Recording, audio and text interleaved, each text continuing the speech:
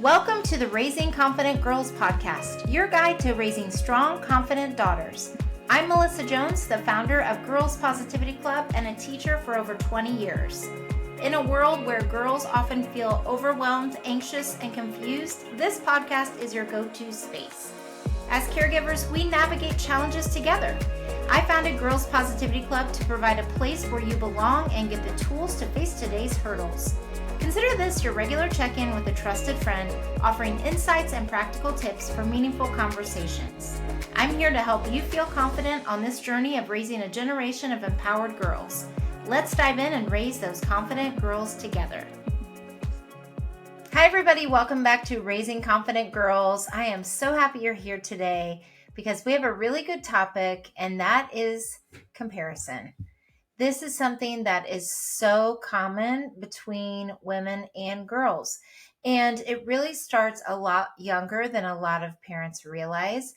And so I would love to give you insight on that and help support you through your daughters and the girls in your life having those moments of comparison, because it is very natural. It is something that is very common with girls. And I think that the more that we are aware of it and the more that we can empower our daughters and girls in our lives about those types of topics, then the better equipped they will be as they grow up in handling comparison in healthy ways. So first of all, I think just normalizing it is really important. Because everyone compares at some time. Now, that doesn't mean that you're not confident or whatever, but it is a human nature type of thing. And I think it is a skill and something that you develop as you are getting older, that you handle it in a healthy way, because there is a form of positive comparison, and we'll get into that today. But what I'd like to start with is the different situations that I faced growing up, and then just how it relates to even girls today. And for me, comparison was one of my biggest internal chaos struggles. That's really what I spent my time doing. Most of my time, I would compare myself to other girls. I would think in a lot of different ways. So it would be my cousins who were maybe better at something than I was. Like they were just naturally seemed to be better at everything. Or they would talk about their school experience and talk about this really positive thing and how they went to this school event. They had all of their friends there, and they were just very accepted. You could tell by the way that my cousins would talk about things in their experience in school. And it made me really sad because they weren't telling me to make me feel bad about myself, because these were all kind cousins. But it made me realize that people did really have a good friend group, and they did really have these fun times in school. And it made me think, oh, I have a little bit of that sometimes, but not as much as she does. So in my mind, my cousins, my girl cousins that I'm referring to, would be doing better than me. So that was an unhealthy comparison. And that was one thing I really struggled with. Another was friends at school. So I remember even at a very young age, because if you listen to my earlier podcasts, you'll know that my struggles started when I was 8 years old. So I started that doubt, that inner doubt, that comparison, all of those unhealthy coping mechanisms when I was young. And so friends were a big thing. So I would maybe have one or two friends that were really nice. And I would still be a good friend to them, because I wasn't, a person who wasn't a good friend, but I would spend time daydreaming about what it would be like to be popular. Or I would watch the other girls at recess and have all the fun, and they would all be gathered around just laughing and having a great time. I would still be playing with my couple of friends, but I just remember really vividly thinking about how much better those other girls must have it in life, because they looked so happy and they were popular and they were pretty and they were this and they were that. And in my mind, I really just thought, oh, that must be the way it's supposed to be. And then Grades. There were some things, I mean, I had to work at my grades at school. So I did get good grades, but I had to really work at it. It didn't come easily to me. And my mom really helped me with that because she also struggled in school and didn't have the support at home. It was just a different time at that time, and my grandma really didn't know. My grandma only had a sixth grade education, so she really didn't know a lot of the things that my mom was learning. And so it's not her fault. It's just she wasn't equipped, and back then they didn't really have the tools. And so my mom did the opposite for me. She made sure that when I had breakfast, not in a negative way, but in a positive way, and also to build my confidence with my grades, she would spend time helping me, learn my times tables and spell words and do these little things. And we really, she'd have my breakfast, we'd sit down together, and while I ate, that's what we would do. We would also talk about the day or whatever, but that was something that was really important to my mom. But even in doing that, and I did get grades, like I said, I still would compare myself to other girls because I would look for my own deficits, and I would find people who were doing better at that in school. Or I would look at it like they must be way smarter than me because they picked it up a lot faster or something like that. And then sports. I was in sports growing up, and I'm kind of chuckling because I really wasn't that athletic, but I also wanted to be part of something. And that's such a big reason of why I designed Girls Positivity Club the way that it is because I never had that sense of belonging. And so in sports, I did participate in softball, in basketball, in, different things, but I wasn't really that good. And I think a lot of it had to do with my confidence because my dad worked with me all the time. Like we spent hours in the backyard practicing things or in the driveway shooting baskets, things like that. Sports just really weren't my thing. And it wasn't until later in life that I discovered dance, and that really was my thing. And so even though I still wasn't like the top level dancer, like didn't do all the competitions and things, it still was something that later in life I figured out that I really loved to do. But I would compare myself even to other dancers or to sports because this had all become a really good habit for me. I'm not saying it's a good habit. I'm saying I was used to that.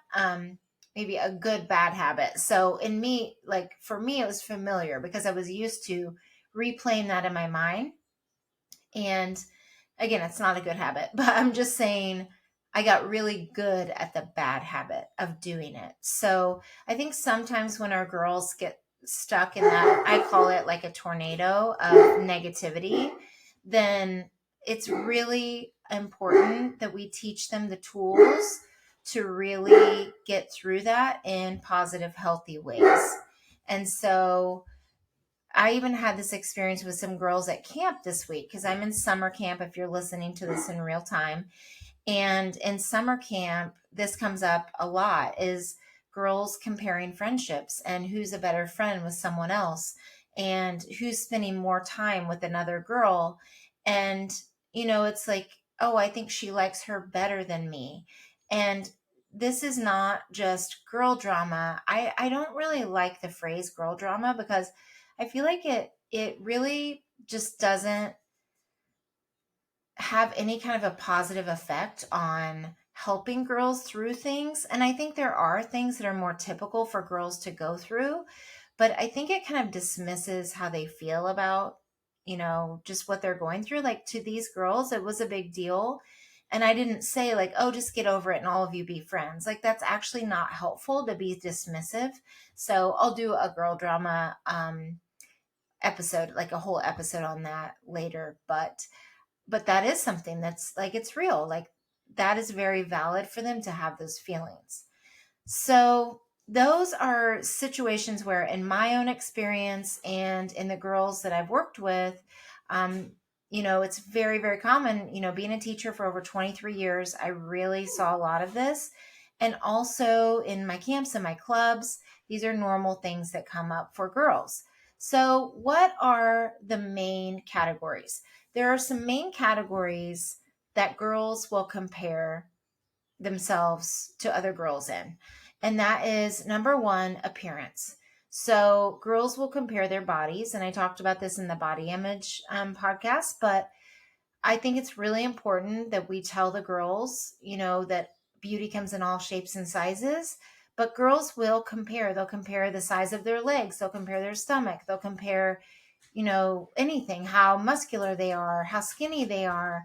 And I think it's so important for us to, again, not dismiss it, but to acknowledge how they're feeling and support them through all of these things. So the other one is academic performance. This is one where they're comparing their grades, or someone's getting something faster than them. I still saw this all the time in the classroom.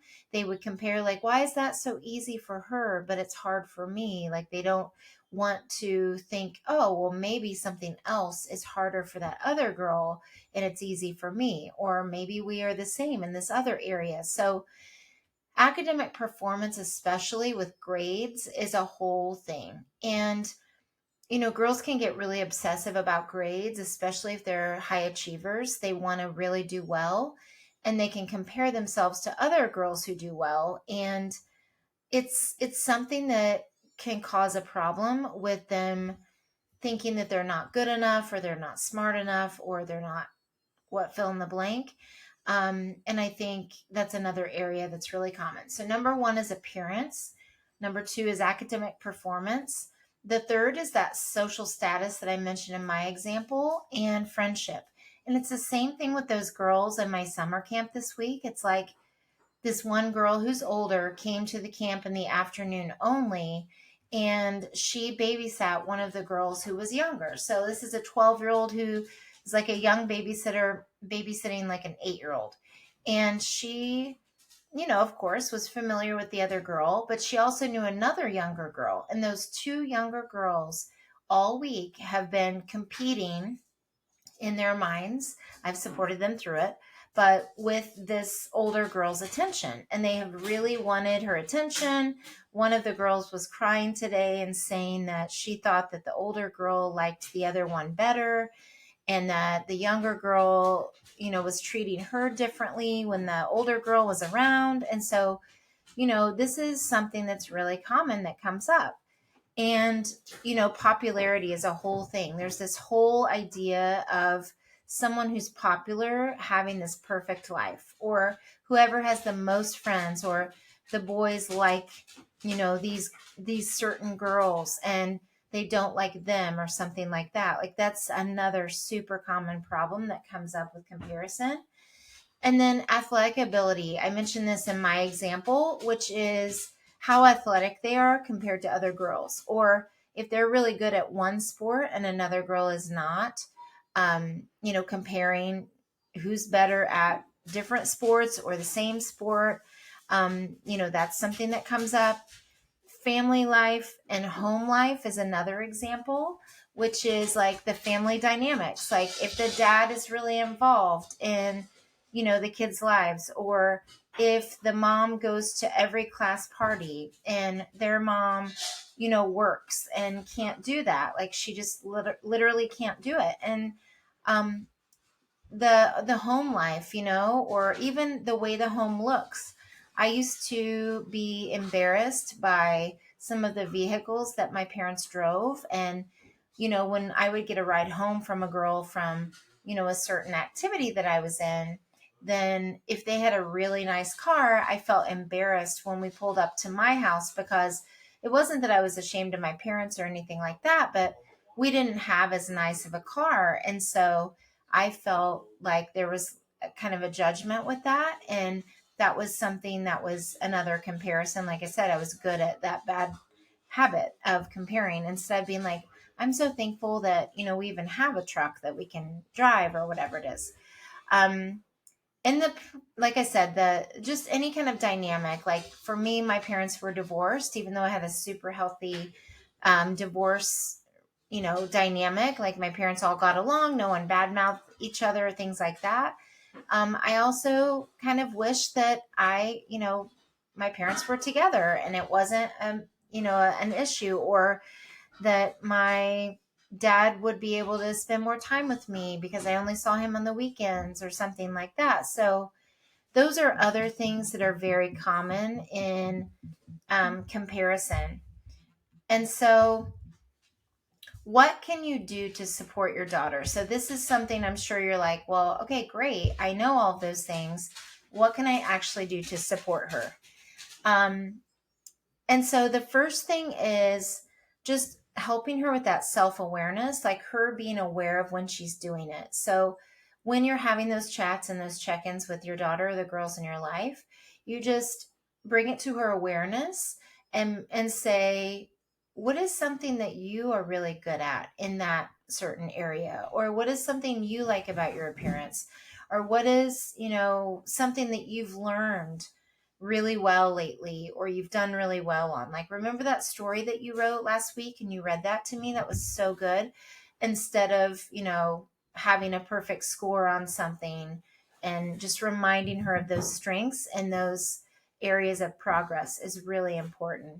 And those achievements. I'm a really big believer in effort over only achievement. Yes, of course, we want to praise our daughters and girls in our lives when they are achieving something because it's great. It feels good. They deserve it, all of that.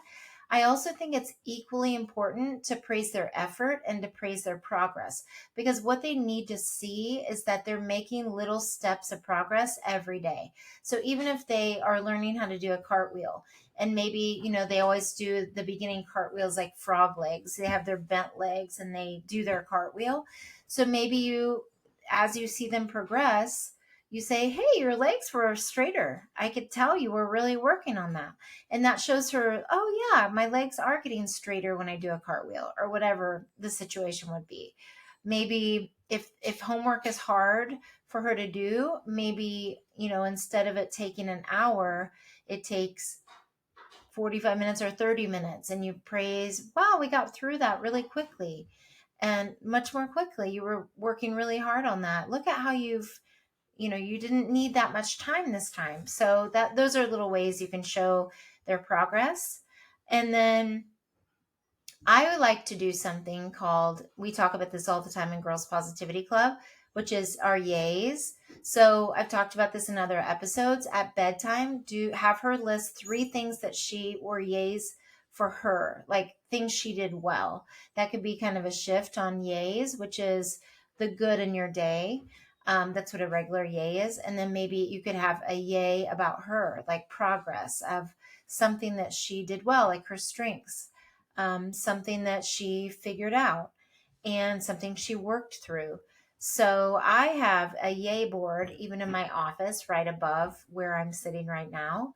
And I write down something positive about my day every day, even on the days that are not perfect. So even having a visual or a journal where you two write down together, this would be a great practice for you too, is to have a gratitude journal or a yay journal where you're writing down things like, okay, we're grateful that these things happened today, or these were my strengths of my day.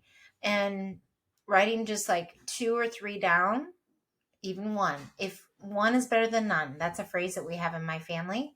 One is better than none. Even if they can just say one thing, I think the power in it is writing it down and making it visual, because then you can come back to it another time, especially when you're having a day where maybe she's feeling kind of down on herself or she's getting into that comparison. And you can remind her, like, look at all of these things, look at all of these strengths you have, look at all of this progress you're making. And it's visual, so it can be like, oh yeah, that's right, I'm just going to try more tomorrow, I'm going to start over, I'm going to try something different, whatever that would be, like a reset each day. And then there is also positive ways to express yourself and to focus on her as an individual. So what I spent a lot of my time, and why I was really good at tearing myself down, is because my mom really didn't know how to teach me these things either, because she also struggled with it. So I think a lot of us in our childhood, like we kind of have tried to work through some of these things. And unless we've learned how to work through it in positive ways, we might still have some of these habits even, and not know how to teach our daughters how to process through it in a different way. And there's, that's no one's fault. It's just, you need a little support, which is why I'm here for you. So what that basically means is you focus on her unique qualities. So focus on herself and her strengths. What are her talents? What are ways that she likes to express herself? And I've talked about this also before. There's a lot of power in her expressing herself in her zone of genius. So if she's artistic, expressing herself in that way. If she's musical, in that way. Sports, whatever her passion would be, it would be using that as a way to express herself. And I've even had parents who have had their daughters show them how they're feeling in that certain modality that is their passion and their strength, which is very, very powerful. And then it's modeling healthy comparison. So I talked about that in the beginning of the episode, which is there is healthy comparison, and that's you versus you. You should just be comparing yourself to who you were yesterday and trying to be a little bit better than you were yesterday in whatever area. A little kinder, a little, whatever the area would be, a little more empathetic, a little bit of a better friend. And it doesn't mean you were bad the day before, but just focusing on what could I do better today, and not in a perfectionistic way, but just like as a person, and you could even do this and model this for her. Yesterday, I really didn't plan my time well. This could be you giving an example. I was rushed in the morning. I just wasn't really, on it with what we need to do. The lunches weren't packed. I had to do this and that, and that's okay. Instead of beating myself up and saying, oh my gosh, these other moms have it all together, or these other girls must have all smooth mornings, saying, okay, what could I do today to make my morning go a little bit smoother? Maybe I could tell myself a positive thing as soon as I wake up, like it's going to be a great day.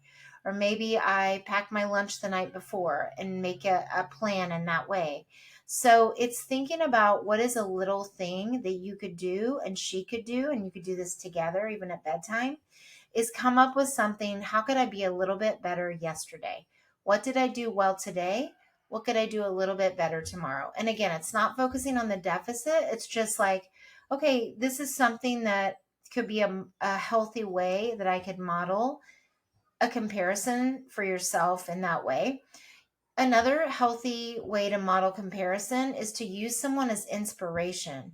So instead of being like, oh my gosh, they have the perfect this and that, the perfect life, and they have all of this going for them that's going really well, saying something like, what could I use in this case to inspire me about this person? So maybe that person is speaking on a stage and you've always dreamed of, maybe they're singing on a stage and your daughter has always dreamed of singing in front of people. And she sees this other girl her same age who is on America's Got Talent, or she's just on YouTube singing and doing these videos. And she's like, I'm not as good as her, or I'll never be that famous, or I'll never be able to do that. You can say, use her as inspiration. If she can do it, you can do it too.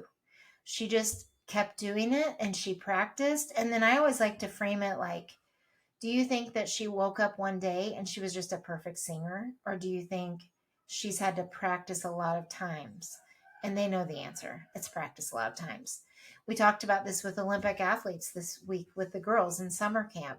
I had them all go around and say what their dream or what their goal was in life. And also that they didn't have to have their life figured out to say that. But one of them was like, I want to be an American Ninja Warrior, like on the national level. I want to be at the highest competition for that. And she's in Ninja Warrior classes. She practices all the time.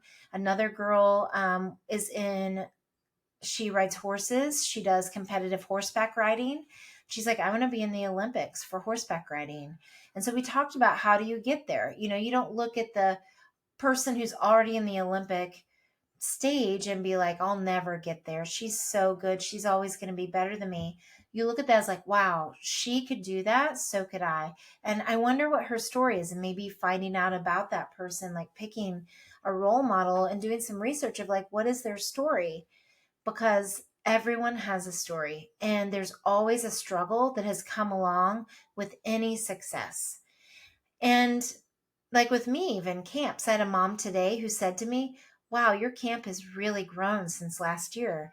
And it made me pause and think, oh, yeah, it has. Like my numbers have doubled, and that's more girls I can impact. And so it was a really good reminder to be grateful for that, which I already was, but still, it was a nice reminder for her to say that and just to hear that from her.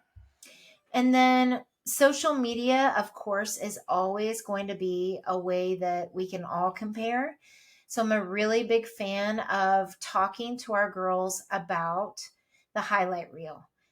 Most people who post on social media, it's their highlight reel, it's their filtered life, and that we never know what people are really going through in real life. And it doesn't mean someone's being fake, it just means that they are um, putting out there their best self. And so reminding her of that, and also reminding her of that unfollow button or the mute button where she can mute someone and she doesn't have to see that anymore, or she can unfollow someone if it's not making her feel good, and to check in with herself about it. Like if you scrolling and the way it's curated, if you tap on something explaining to her, they're going to show you more of that. So if you're looking at super skinny models and you are self-conscious about your body and you're really trying to work on it, but you see all these people and it looks like everybody's super skinny and super beautiful, you can unfollow, mute, and all of that, because the social media will keep showing you those things that maybe you tapped on a couple of times. So then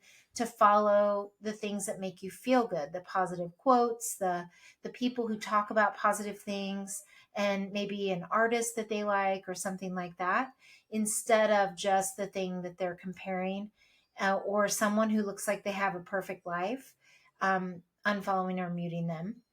And then the last one is empathy and encouragement and kindness. Just knowing, and I already kind of mentioned that in the last example, knowing that everybody has their struggles. So I had a girl that I coached one-on-one, and she was really good at softball, but she struggled in school. She's dyslexic and she had a hard time in school and she really had to work at it. We were like, you're so good at softball, and just would talk about like, oh my gosh, you're like, such a great catcher and such a great this and that. But they didn't know that she had to work so hard at school, and that was her struggle. So everybody has something that is a challenge for them, and reminding her and talking about that and sharing examples from your own life too is so important. And the reason that these things are all good to do, these 5 things that I just shared, are that they are going to help enhance her self-esteem and her self-confidence. Because when you focus on your own strengths, and it doesn't mean you can never think like, oh gosh, I wish I would be better at this one thing, not ignoring those feelings, like, because like I said in the beginning, it's normal, but really focusing on what you can do and the progress you are making increases her self-worth, her self-love, her confidence, all of those things. And then it gives her that emotional well-being too, reminding her of progress is equipping her for as she gets older for thinking in that way too. So the more we teach them young to think in this way, and the more seeds we plant along the way about this, the better they're going to be as they grow up. Because I'm really big on that, of teaching them young while they can develop those tools. And it's never too late, but it is good to plant those seeds while they're growing up so that they can develop these good habits. And then just, improving in all areas of their life. This is going to help them with be better about social media, have positive, more positive experiences. It's going to help them in their personal growth. And it's just going to help them be more motivated by their own progress, and to learn to kind of reframe that and think about all the things that they can do well, instead of focusing on deficits and comparing themselves to other girls. So I hope that was helpful. Please let me know if you have other ideas for ways that your daughter has benefited from you talking with her about comparison. Or if you have a topic in mind, please send me an email at girlspositivityclub@gmail.com. And as always, 5-star reviews are really appreciated. It helps more people see the podcast. I know you can do this. Raising those confident girls is not easy, but we're in this together. So come back next week and I'll give you some more tips. Thanks for joining another empowering episode of the Raising Confident Girls podcast. Share today's insights with caregivers and friends, building beautiful relationships with strong girls. Hit subscribe so you never miss an episode. We're not just a podcast, we're a community. Follow Girls Positivity Club on social media for more empowering content on Instagram, Facebook, TikTok, and YouTube. This podcast empowers you, supporting incredible girls. Let's create strong, beautiful relationships with the girls in our lives. I appreciate you listening today. Stay confident, stay connected. Until next time, keep raising those confident girls. You've got this.